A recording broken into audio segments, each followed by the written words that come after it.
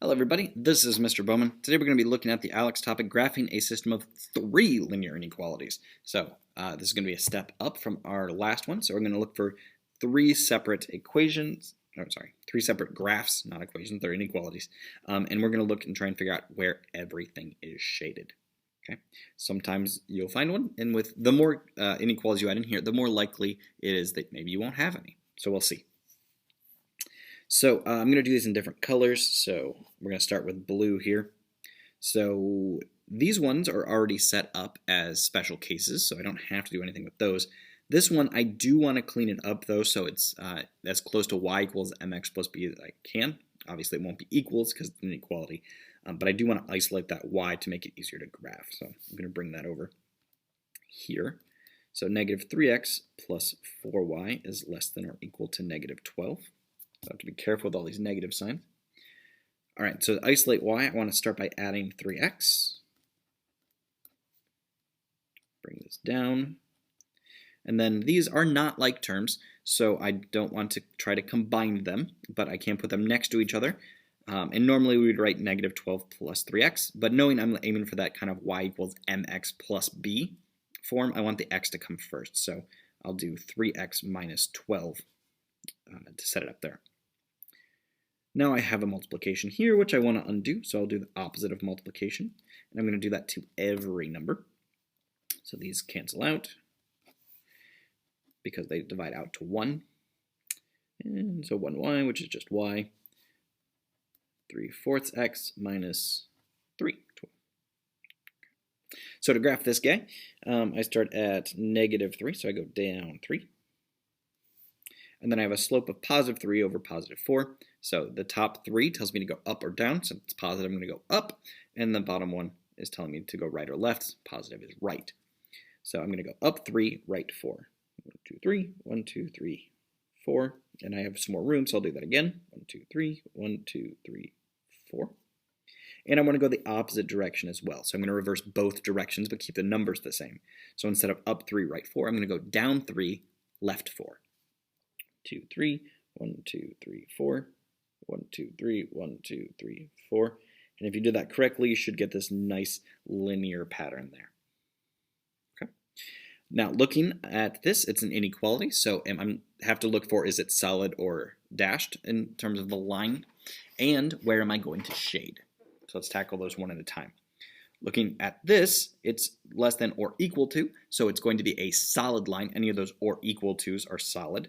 So I'm just going to draw a normal line through here because those are all included in my solutions. Now for shading, I need to pick a test point, so something that's not on my line. If it doesn't go through 0, 0, it's usually the easiest test point to go with, so that's what I'm going to do, because zeros are great to plug in, and both coordinates are 0. So since its x coordinate is 0, I plug in 0 for x, and same for y.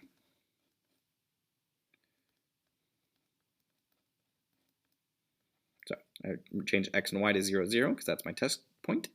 Clean it up, 0, this drops out, so it's just negative 3 from there.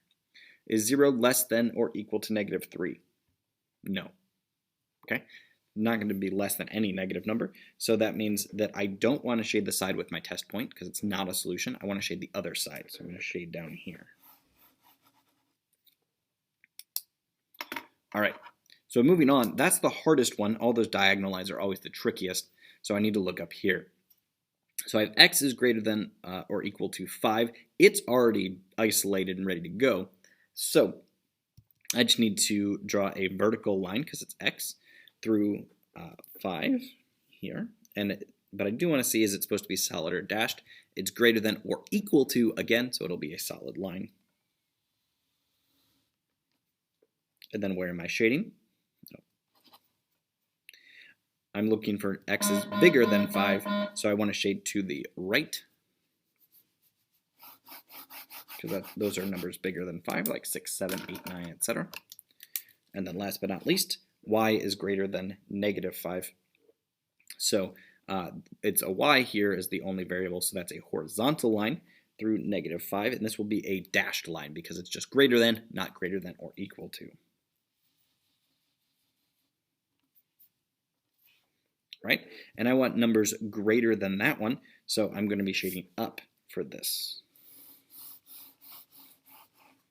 And I know this gets a little chaotic to look at. So what I'm really looking for is, right now I have a whole bunch of different sections. I have a little guy down here. I have this one.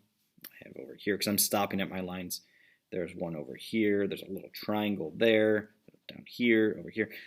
All of those have different amounts of shading. My final answer is where all the shading overlaps. So I'm looking for a shading that's green and red and blue. And the only place that happens is right here. Okay.